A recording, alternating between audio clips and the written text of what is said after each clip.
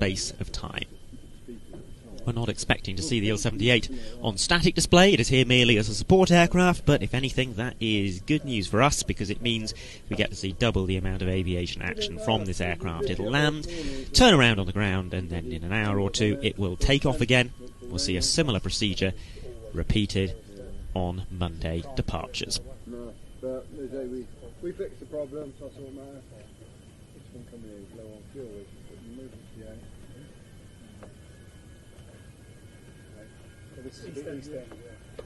Yeah, I'm alright. Thank you very much. That's alright, no problem. We're here to help. The other two, you know the test people anyway. Any missing? Yeah. That can plug into the one we've been using just now, tell Mark. As long as everything's alright with you. Yeah, we're getting there.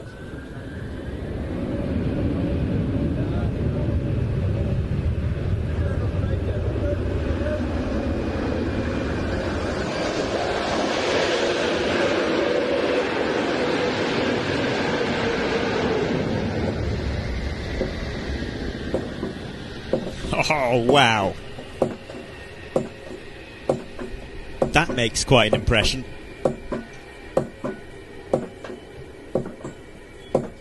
Absolutely fantastic to see these aircraft here to welcome the Pakistan Air Force to the world's biggest military air show.